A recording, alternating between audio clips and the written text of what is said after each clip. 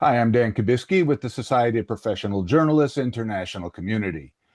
We have long talked about how Voice of America was once an example of how honest journalism can also be part of American foreign policy, because it showed the strength of democracy when a news organization owned by the US government could air stories that included criticism of that government. This use of so called soft power is not unique to the United States. Recently, the BBC aired a program on international radio and soft power. With me is the producer and presenter of that program, Josephine McDermott. Josephine, thank you very much for taking the time to be with me today. You're welcome. Now, I have to say, I was enthralled with your report. It was as much a discussion of soft power as it was, at least to me, a love letter to shortwave radio. And I have a lot of friends who are ham radio operators. And I know that once this becomes available in the US, they will love this story as Oh, well. thank you. So, anyway, this love letter to shortwave, was that kind of in the back of your mind while you were putting the story together? Yeah, I'd say it definitely was. I mean, I love radio. I'm a radio producer and presenter on the BBC World Service, and I love the format of radio. I've worked in other medium, like a lot of journalists these days. We have to be multimedia journalists, but there is something so wonderful about radio and how it affects us emotionally, I think. And when I looked into this incredible back catalogue in terms of the international radio that's been around for, getting on 100 years, it was just some of anyone who loves audio. It was like an absolute treasure trove to find the wonderful archive that Thomas Witherspoon's collected on his website, and just to revel in it, basically. Yeah. Okay. Okay, so let's talk about the story and what prompted you on this. You gave a great and quick history of radio, commercial radio broadcasting, starting out with KDKA in Pittsburgh. You then went through the history of governments beaming signals around the world. You mentioned you're a radio person, you love radio, but what prompted you to try to put this whole story together? Well, it all started with the announcement of the stripping back of USAGM in 2024. I work for a program called Witness History, primarily on the BBC World Service. And we felt this was a moment when it would be really good to trace the history of Voice of America. So we also looked at the history of Radio Free Europe as well. Actually, we did an episode on both. And it was in the process of researching that program that I realized just how much incredible archive there was, and excuse me, how much perhaps wasn't known, particularly around the rest of the world, about Voice of America and its beginnings.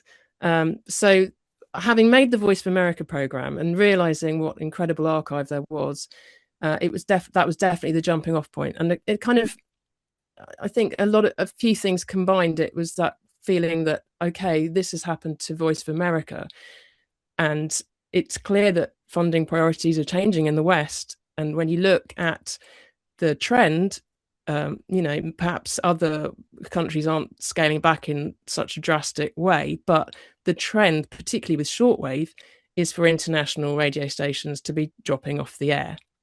Of course, it's a much more complex picture than that, because a lot of the organizations that started out on shortwave, like Deutsche Welle, France Media Monde, the BBC, Voice of America, they've all diversified. They're not just it's not a one trick pony anymore. They're all over the place. Shortwave, partner stations, TV, social media.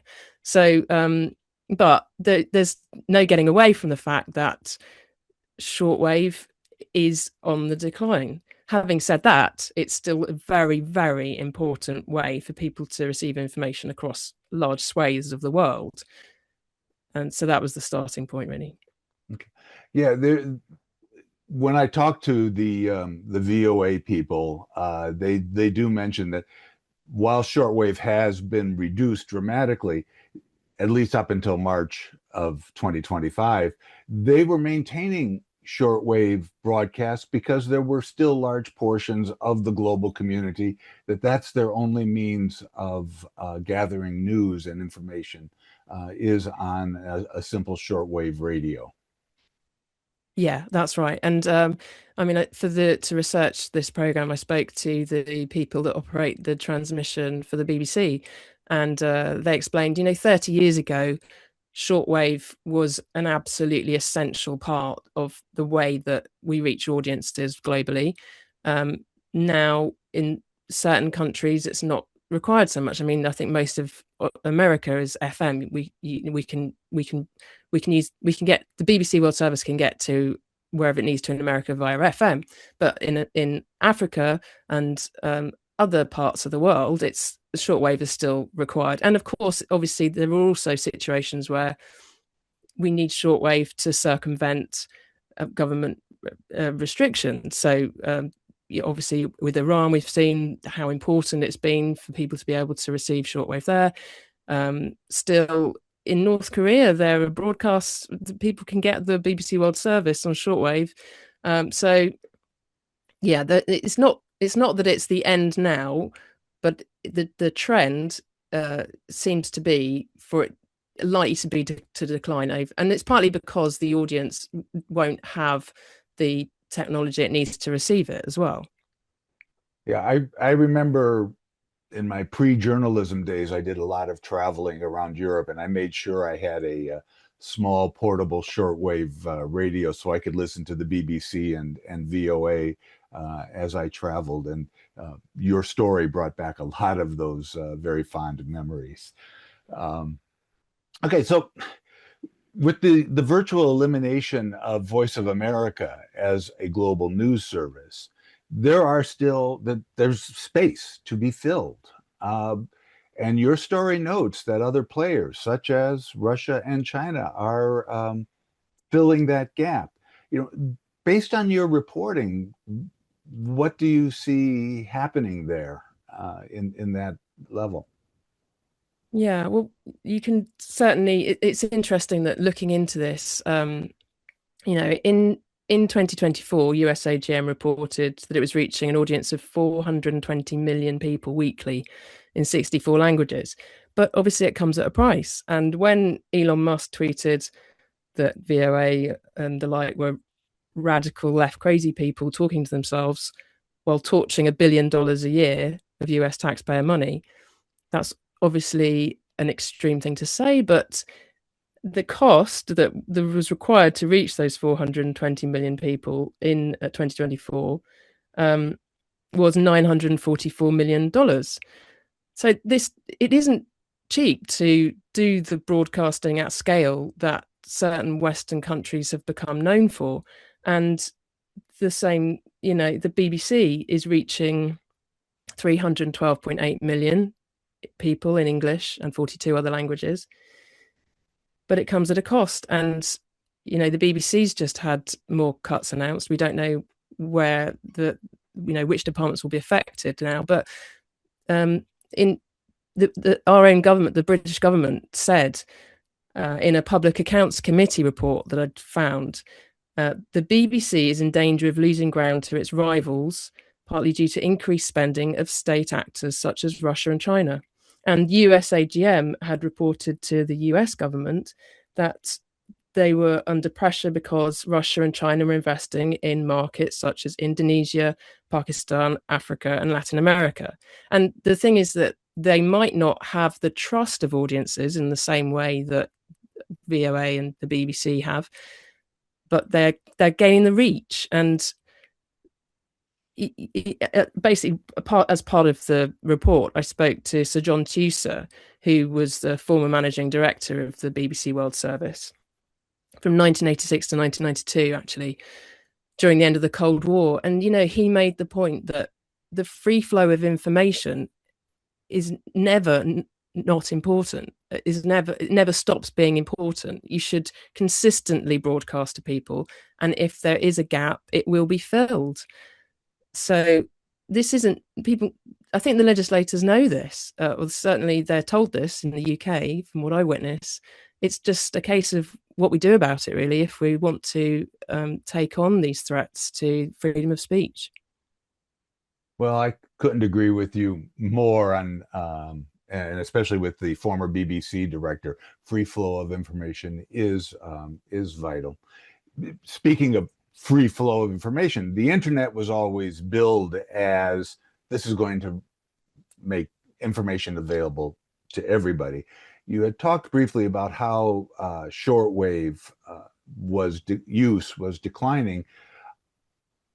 Are people are more organizations, news organizations, moving to uh, sending their news via the internet, or are they using satellite feeds? Again, whatever you can share with this from your reporting, we'd Mm. love to hear.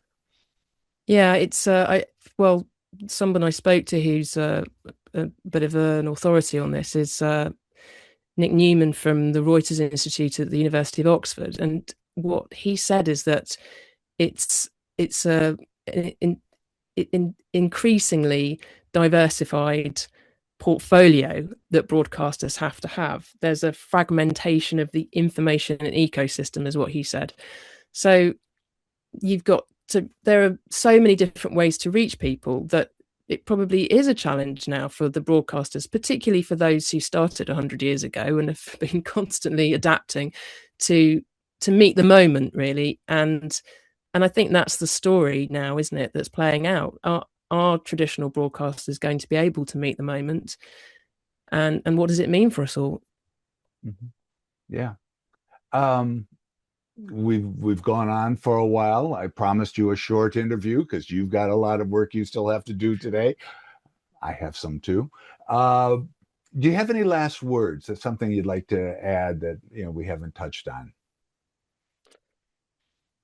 Oh, that's well, I got to be. I'm an impartial BBC journalist. I can't give many of my own. Well, I can't give my own personal opinions, but I suppose it would be nice to say that you know if you feel, I don't know, if we're talking to other professional journalists, if you feel under fire in terms of what you're doing, um, undervalued, at threat, under threat.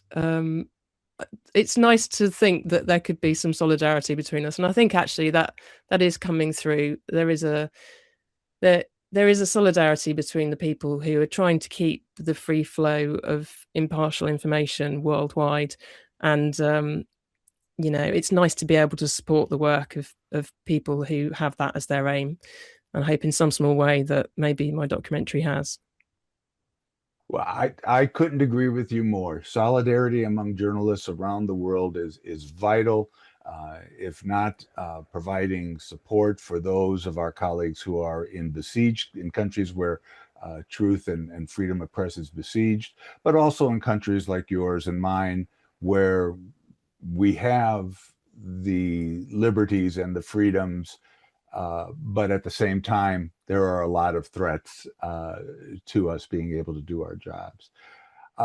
Josephine McDermott, producer and presenter at BBC, thank you very much for your time and your insights. Oh, you're absolutely welcome. Thank you.